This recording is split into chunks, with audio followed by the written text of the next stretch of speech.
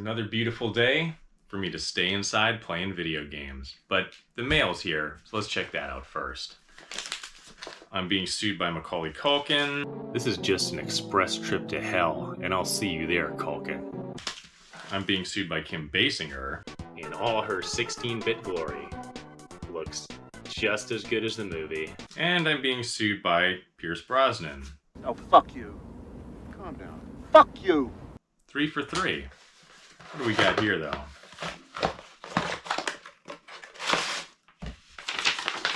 Review Inspector Gadget. This message will self-destruct. I just don't want to. Let's play some Super Metroid instead. 346 minutes later. I keep getting more of these demands to review the game, but what's the big deal with Inspector Gadget? You probably remember the cartoon, because it was one of those shows that was just on all the time.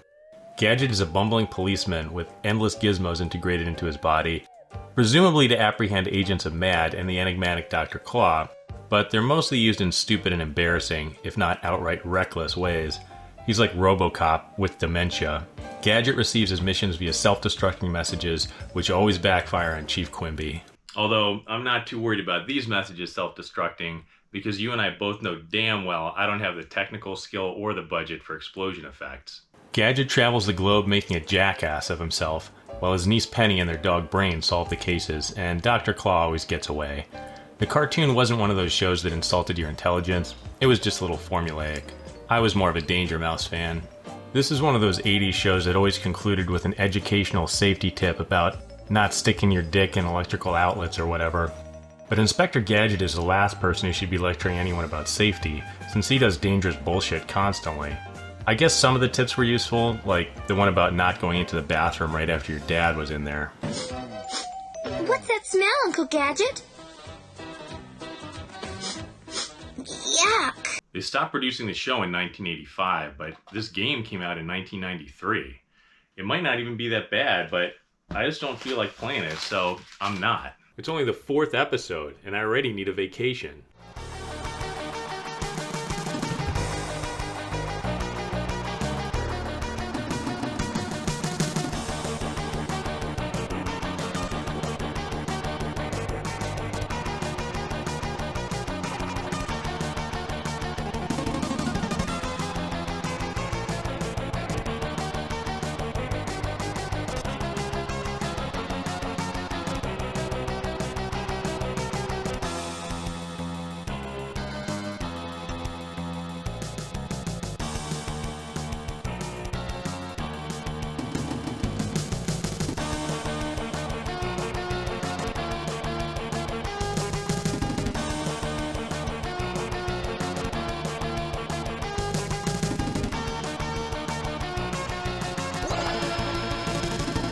Kiss my ass. Let's do this.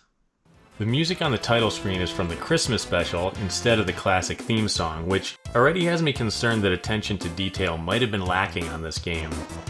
Its visuals have an appropriately cartoonish look, as we see Penny captured by Dr. Claw, then Gadget receiving his first mission to investigate a haunted English castle.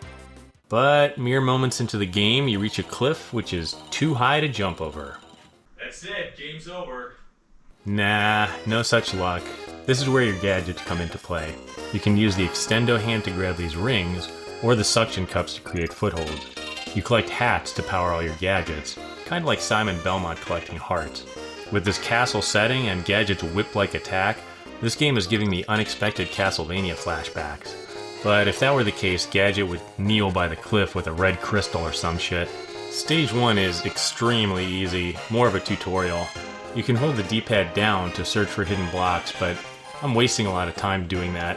This game does have a timer. Better get my go-go gadget butt moving.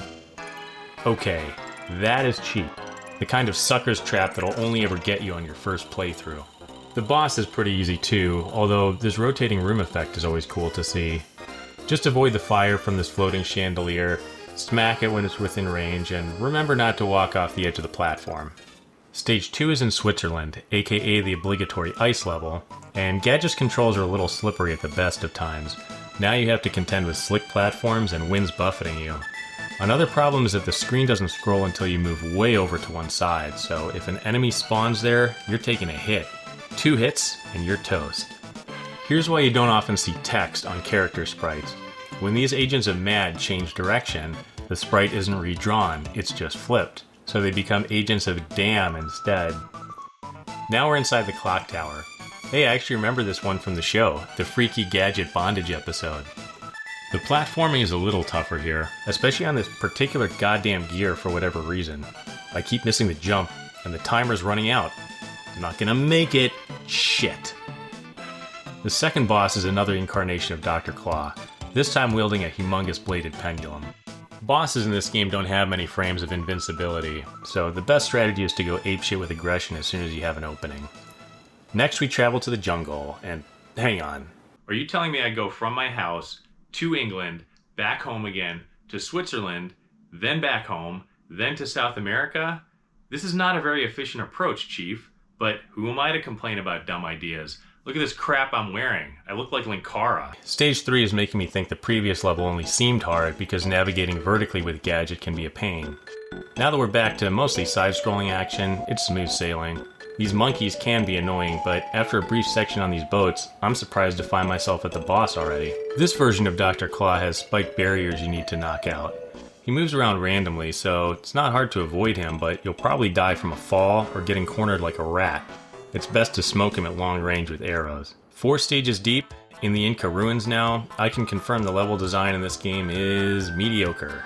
At least every stage tries to do something different, and gives you opportunities to use your gadgets, but there's not a lot here that's memorable. I can also confirm that these moving platforms are the first part to seriously piss me off. Do I stay on? Do I jump off? Am I gonna die? Who knows? It's all trial and error. I fell down to this one that doesn't even move, so I guess I'm fucked. Then it's another Dr. Claw boss, and this one is trickier because of the limited space to maneuver. Punching upwards from below works well though. Oh, an Egyptian pyramid level, how creative. Pretty dark in here though, I can't see shit. The lantern is a surprisingly good offensive weapon, as it kills these dudes in 1 hit instead of the usual 4. During my first attempt in the pyramid, I find myself screwed by the timer again. The problem is it doesn't reset when you reach a checkpoint, only when you start over from there. But this is a level where if you rush, you're gonna die. You need to take your time. Oh well, we're nearly done anyway. Dr. Claw version 5.0 rides this funeral mass, launching canopic jars. You really gotta commend his commitment to the Egyptian theme. All that remains is Dr. Claw's hideout. To his credit, it is slightly hidden, you have to bomb your way in here. It's a little more humble than Dr. Wily's gigantic personalized skull castles. Unfortunately, Dr. Claw is well aware of Gadget's vulnerability to blind jumps, and his base is full of them. Remember how easy the first level was? Now I'm plunging into spike pits and instant death traps at every turn. This game is actually hard. Hard as deek. The only way it could be more annoying is if you heard Mad Cat laughing every time you eat it. Climbing between these ski gondolas isn't too tough. Just don't get lazy with that time limit. Before you know it, we're at the final boss. Spoiler alert. You are about to see the face of Dr. Claw. That's right, something that was never revealed in the cartoon. All the magazine ads and even the box came in hyped up the reveal of Dr. Claw's face. Spoiler alert for the spoiler alert, you are about to be underwhelmed. There he is. Let's do this. Well, hell, I didn't know that was gonna happen. Okay, before you can fight Dr. Claw, you have to ride this platform all around the airship. If you keep avoiding the obstacles, you'll be stuck in this loop forever. You have to kill all the enemies and knock out these thrusters before you can enter the ship. Behold, Dr. Claw, looking like 16-bit Rick Sanchez. His mech has a few different attacks, but it's pretty anticlimactic for final boss battle. At least it's cathartic to actually fight him face to face, since he always escapes in the cartoon. I wish there'd been an episode where Gadget slapped the shit out of Dr. Claw in his underpants. This is much worse than something like Super Ghouls and Ghosts, but much better than something like Bart vs. the World. It does have character, and it does feel like an Inspector Gadget game. Not to make another unnecessary NES reference, but it reminds me of Karnov. It's never at the top of anyone's list of favorites, but I always had a soft spot for Karnov. Just a solid platformer with a similar 2-hit death mechanic and an inventory of gadgets like the Go-Go Karnov ladder, Go-Go Karnov wings, etc. You could even pause the game and cycle through items the same way. So that's Inspector Gadget on Super Nintendo. It's not that bad. Yes, I fled halfway to Alaska to avoid playing it, but it was the principle of the thing. I decide what I want to play. Now it's done, and it's time to celebrate with a great big honk on my pipe of drugs.